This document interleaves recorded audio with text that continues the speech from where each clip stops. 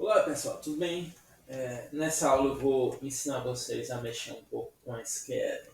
SQL é um esquema de consulta, um jeito de consultar um banco de dados relacionais, certo? Você tem um SQL, ou SQL, como você quiser chamar, e o NoSQL, ou NoSQL, tá bom? Que são os bancos de dados não relacionais. A gente vai focar aqui no relacional, SQL.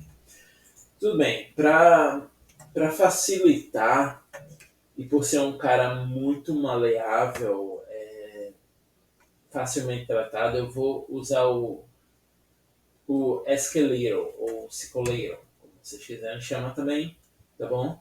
Por quê? Porque você gera ali o banco é portátil, você pode levar para onde quiser, fazer cópia, fazer tudo com ele. E ele é facilmente utilizável, eu praticamente não tenho que instalar nada, a não ser. No meu caso aqui eu instalei a ferramenta básica, mas você nem precisa da ferramenta básica para poder fazer ele funcionar no seu sistema, tá bom?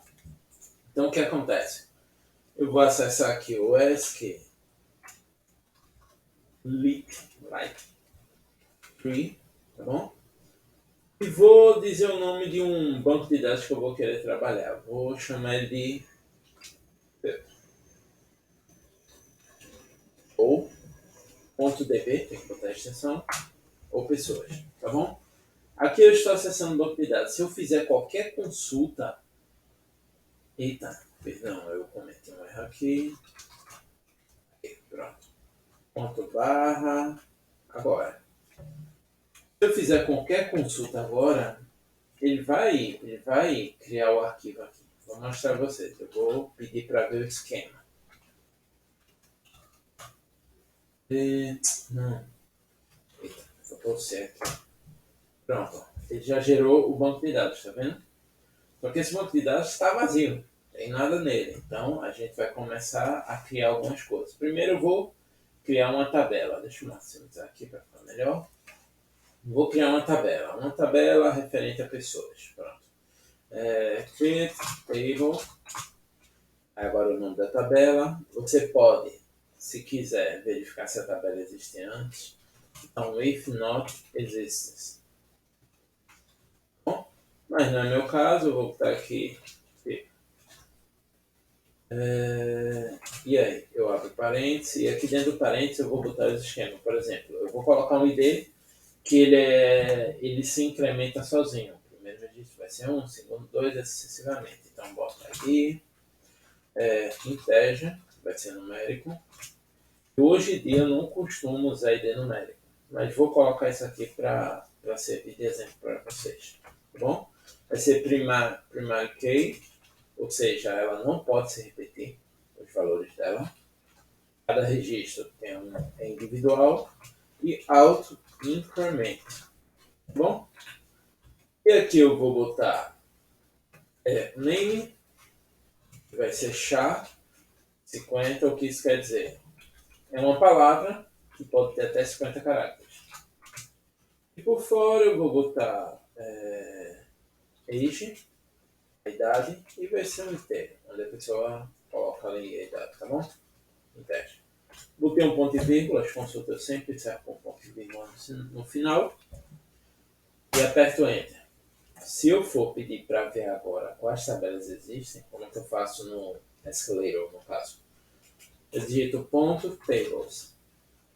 Não precisa de ponto e vírgula no final, porque esse ponto alguma coisa é um comando do Escalator e ele mostra ali, table. Se eu pedir para ver o esquema das minhas tabelas, aqui ó, a estrutura que eu desenhei, e ele por fora criou essa estrutura. Isso aqui eu não criei. Ele criou porque esse carinha trata do auto-incremento do ID. É ele que fica armazenando o último auto-incremento de tal tabela e vai adicionando. Então ele criou isso aqui automaticamente a partir do momento que eu usei o auto-incremento. Tá bom?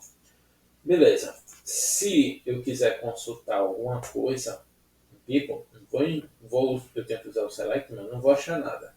Então antes eu vou usar o insert para inserir alguns dados e aí a gente depois poder consultar livremente, tá bom? Então, insert, info, aí eu boto o nome da tabela, que é people, Vou referenciar as propriedades que eu vou inserir, no caso name e age. Não vou referenciar ID porque ele vai ser automático, já que ele é um auto-increment. E aí eu vou colocar valores. Eu poderia simplesmente fazer Cássio 8 e ponto e vírgula aqui no final. Só que eu quero logo inserir mais de um dado. Então vou botar vírgula, vou botar Ana 8, vou botar R aqui, Radassa 4. Se eu errei a sintaxe, insert into new value values, perdão, é no plural. E beleza. Se eu agora for consultar, eu uso select, asterisco, from e boto o nome da tabela. E aqui tem o caso, ó, tem os 3 registros que eu cadastrei, tá bom? Se eu quiser apenas que ele exiba o nome e a idade, o que é que eu faço? No lugar de asterisco que representa tudo, eu boto name e boto age, que são exatamente as propriedades que eu defini aqui, ó, quando eu criei a tabela, tá bom? As fields ou colunas. E aí, ó, ele trouxe só aquilo. Ah, eu quero só a pessoa de D1. Então vem aqui, ó. Mesma coisa, eu vou botar asterisco aqui para aparecer tudo logo. Eu uso o L. ID igual a 1. Ó, Cássio, se eu pedir o 2, Ana, e assim vai. Ah, eu quero as pessoas que têm a S na palavra. Eu uso like. Eu boto aqui name, like. Tem que ter S e aí o like ele tem um coringa especial, por cento. Esse por cento quer dizer que tem alguma coisa antes. O outro por cento aqui quer dizer que tem alguma coisa depois. Só que no meio ali vai ter um S.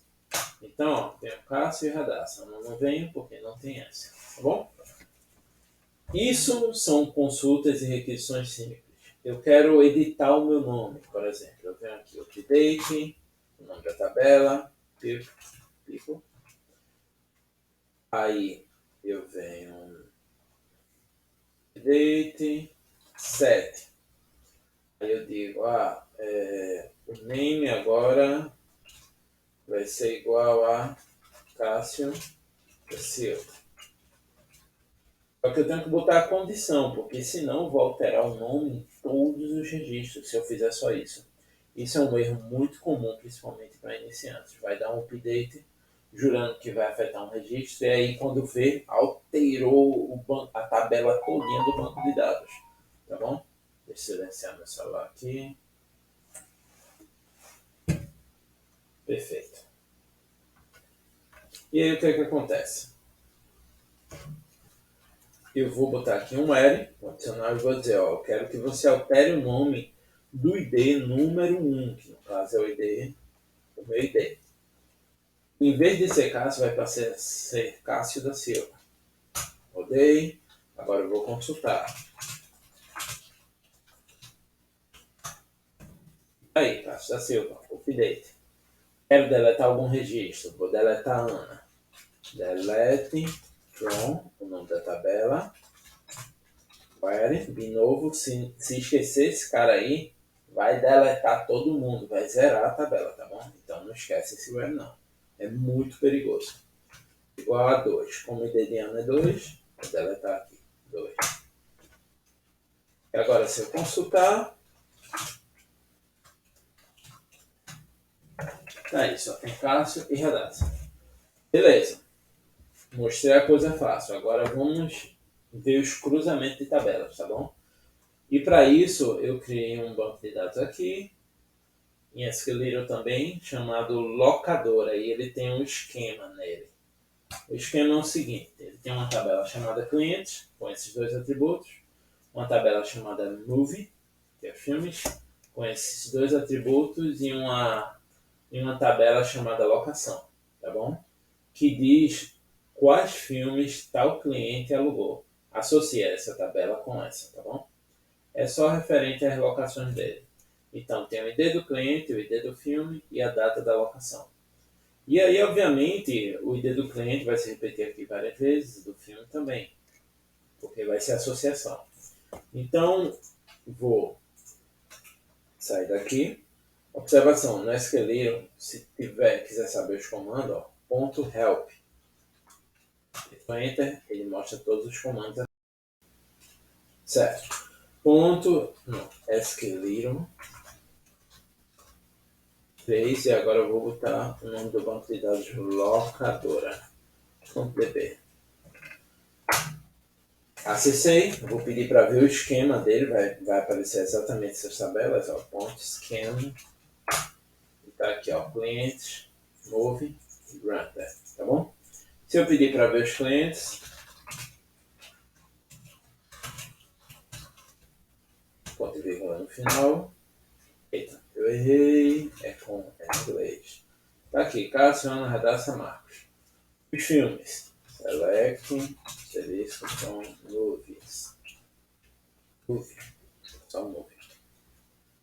Tá aqui, o ID e o nome dos filmes, tá bom? E esse é locação, no caso, select, seleção, vocês vão ver que tem muito mais registros.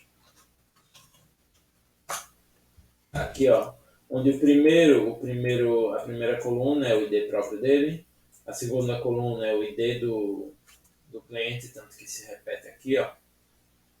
Terceira coluna, o ID do filme, e a quarta coluna, a data de locação. Ah, eu quero ver os filmes que cada cliente alugou. Aí já entra o join, que é o cara que vai associar tudo, tá bom? Então vem aqui, ó, select. Não vou botar o asterisco ainda, vou definir umas colunas. Vamos fazer o seguinte, para facilitar a consulta, eu vou chamar clientes de C, enter de R e move de M. Então vou botar aqui, eu quero c.id, o ID do cliente, c.name, o nome do cliente, m.título,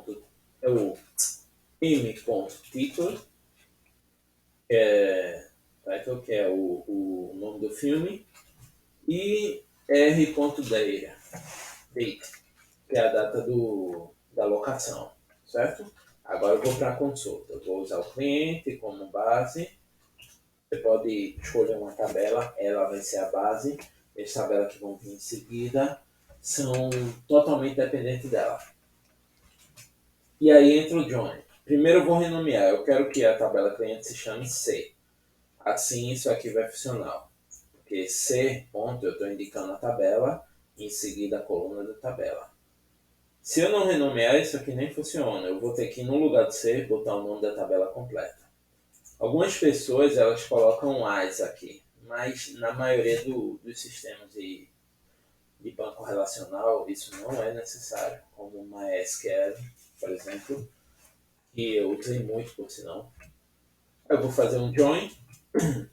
Esse join pode ser colocado um left, e esse left indicaria que mesmo que não tenha registro na tabela seguinte que vai vir, referente à tabela anterior da esquerda, ainda assim vai aparecer o registro da tabela anterior da esquerda, só que as informações referentes à tabela da direita vão ficar nula, tá entendendo? Eu não quero esse left porque eu quero que apareça só os clientes que realmente locaram. Então vou botar um join, o nome da tabela granted, e vou renomear ela. E aí eu vou botar um condicional que interliga as duas tabelas. Por isso esse um aí. Então eu vou dizer que c.id tem que ser igual a r.clientsID. Tá bom? Como está aqui no esquema. Agora eu vou associar a tabela filmes. Aí eu boto outro join, move, vou renomear para M, e aí vem a condicional. r.movies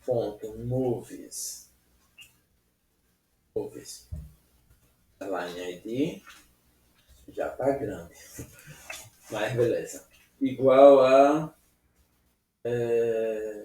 m.id. Vou ver se eu errei alguma coisa, né? Vou executar aqui agora. E aí, ó. Cássio, tá vendo? Monte Cássio.